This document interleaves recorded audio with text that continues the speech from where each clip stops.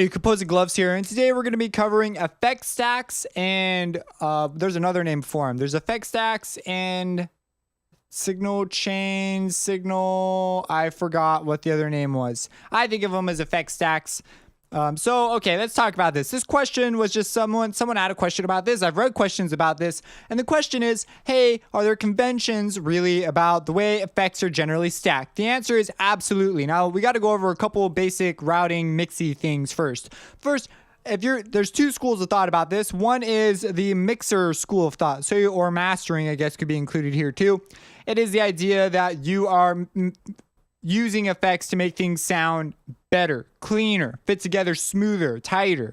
And then there is the sound design school of thought, which is I am being creative and want to make something that sounds crazy. In the mixing school of thought, you will generally have sends for your effects, so you'll send yourself post fader somewhere else and then have it be brought to the master track. You'll mix it in. This is very limited on the creative side because you cannot put reverb in unusual places. So it's just easier to show you what can happen, and it's easier to show you the effects of an effect chain. It's a lot more obvious in the creative way. So I'm going to show you the creative way principally. I'll give you one mixing example though. So let's take a kick, right, and just put it in here, and just put a kick down. So what we're going to do is, I'm not looking to make this sound good. I just want to show you that the way things interact are going to change, and you are going to probably want to dig through my FL12 effects series and some of my other stuff if you really want to understand what the effects do. I'm focusing on the idea of a chain. So let's say typically if you want to make it sound good, first you'll EQ it, because you don't want to, what you'll do to make a kick sound big is you'll typically do about three things really. You'll EQ it, you'll compress it, and you may distort it. Those are the three that you do. You generally don't add reverb to a kick, but I suppose you could to give it a room sound if it's a very dry kick. So, sorry about that. Some of you guys don't like those mouth noises. So let's talk about how to use the EQ. So first, you'll EQ the crap out. So you'll take out that really, really low rumble that's like almost not worth anything. It just muddies up your mix. You'll go after those frequencies that are eating your headroom, and you'll make some cuts. So let's make some very large differences, because this will just make it really obvious. So let's say, and so, whoops, I want this in channel 1. Let's say that's the kick sound we want. Okay, so that's our first effect, and then we're gonna compress it. So you see right off the bat, it doesn't take a genius to figure out that this is going to radically change how our compressor compresses the signal. So if we were to be like, oh yeah, kick, I like low end on my kick, and oh yeah, more bass, I like the bass, and then some mids, and then it's a kick, so it can't have any highs. We'll just no highs for the kick. And so let's say that this is our effect chain. You get that? Actually, that doesn't sound as gross as I thought it would. There we go. That sounds really boomy. Now let's change the order, okay? Oh, wow. That sounds surprisingly the same. Not gonna lie. I am kind of shocked at how similar that sounds. Let's change the EQ. Okay, now let's move it. Now there's a difference. So mixing is really a subtle art. And I'm actually kind of surprised it came out like the way it did. But let's move on to some creative ones that are a lot more obvious. So, anyways, that's an example of a mixing move. Now, of course, you're going to mix to taste, but generally the philosophy behind the EQ first is that you're taking the crap out so that when you compress it, you don't compress crap. You only compress the stuff you want in your signal in the first place. So usually compressors are last in your chain. So let's go over to the creative side. So, okay. Let's open up. What the heck is this? My beard is getting in my mouth. Let's go over to a Harmor. Let's open up a new pattern. Let's create just a note, and we're gonna work with this note. It's gonna be our friend the note. Pretty good. I like bass notes. We'll do an F sharp. Why not? So first, here's our friend, the F sharp bass note. We'll name him Fred Sharp. Fred Sharp. Sharp's his last name. And we're going to put it in a chain. Now, I've not done anything in Harmor. It's just a sine. It's just a solid wave. So let's say that I wanted to make this into something really cool. Well, I would use an effect stack to do so. So if you are unfamiliar with this, this is a very powerful weapon. Once you know about it, you kind of can't stop using effects. Now, I have a whole load of effects. A lot of them are just different takes on how to do the same effect. Like I have different stereo spreads, a whole load of different EQs, because they each impart their own sound to it. I could talk for a really really long time about all the differences between stuff, because they do exist. You people who are like, I have one plugin and this one plugin does everything I'll ever need. Well, yeah, sure, but I mean, it's kind of boring using one plugin. I mean, if that's what works for you, that's cool. But I like to have a large variety of options. So it's getting dark in this room. I should probably turn on a light. So first thing I'm going to do is I'm going to run it through a wave shaper. So I have a video about this. Go check it out if you really want to know. So I'm going to listen to it. I'm like, oh, look, there it is. I'm just going to do that. So there's our first move. Then I'm going to EQ it. And, oh, you know what? Let's compress it, because I went for a compressor for some reason. Let's take out the lows. In fact, let's do something weird like this. I'm working on a series for Maximus as we speak. So that also exists in the FL12 effect series. And I'm just going to shape my sound up a little bit. Maybe take the highs up and gate the very front of it. So you get that sort of it's a high pass effect basically. Then I'm going to distort it again. Now this distortion is going to be a little bit different. The Fruity Wave Shaper. I'm going to stick to this wave shaper for right now. So I'm going to also high pass. And then I'm going to do some radical changes here. So that's pretty cool sound, right? Now I'm going to, thinking about it, I'm like, you know what? This could sound pretty cool with a delay. So it will give it sort of a metallic feel because of the way the overtone series works. So I'm going to add a delay. I'm going to take the timing and put it down to like point. Am I holding? Oh, it's control. You hold control for finer values. I'm going to put it at 3. And I'm going to take the cutoff down.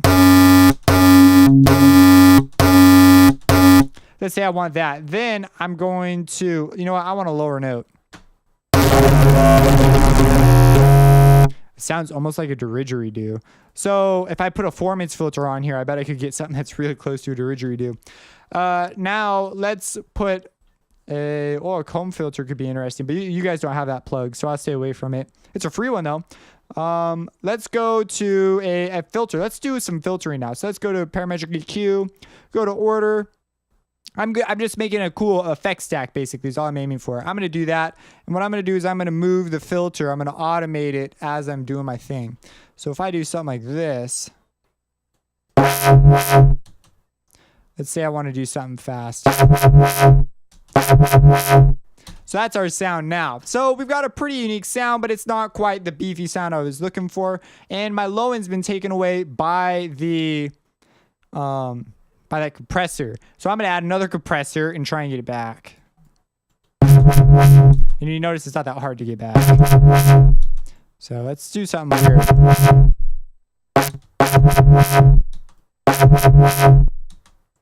Let's just be a little more conventional. This one will be a little more subtle.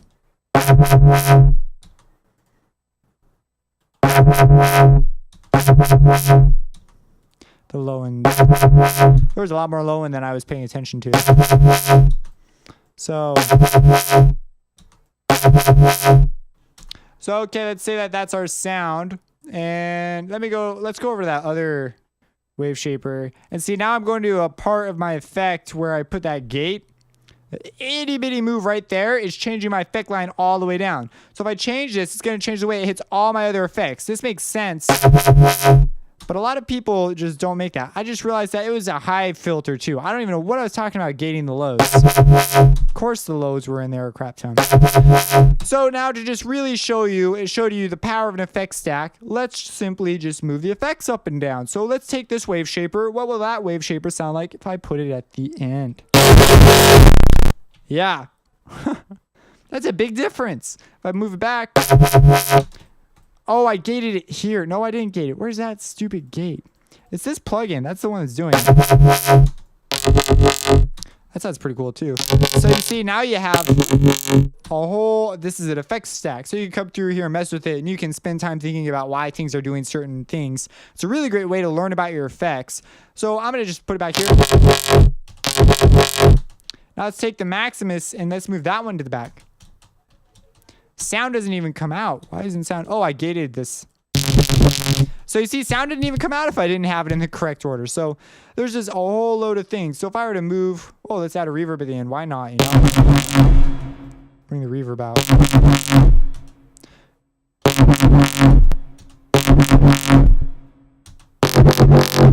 So you see, It's addicting. I hardly ever even move effects around like that. Normally you're working towards some sort of a goal.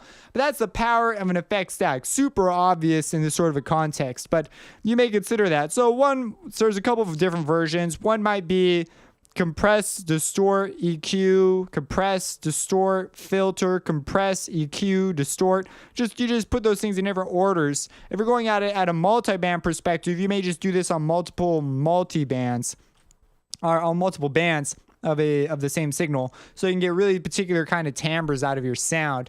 Choruses are useful for choruses and delays are useful for blurring your signals. If I take it out, it becomes really, really clean again. So, and if I change just the timing, so this is just the knowledge about effects, really. If I change just the chiming to be like something like 13 or 14, it changes. It's like basically acting almost like a phaser for us.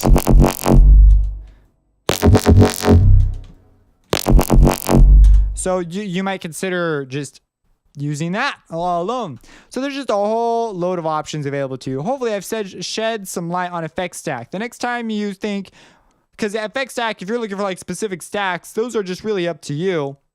Come up with cool ways to combine things. And next time you think, oh, should I put my EQ or compressor first? You should think, if I'm mixing, oh, I don't know. Do I want to compress noise? Like, you just think about these things kind of logically and it'll become obvious the order you want to put them in. But they can have a large impact. Sometimes, as we saw earlier, the impact is surprisingly smaller than it looks. And then other times, something that looks surprisingly small can have an enormous impact on your sound. Those are things that you're just working and suddenly you're like, why is this that big of a deal? But it ends up being that big of a deal.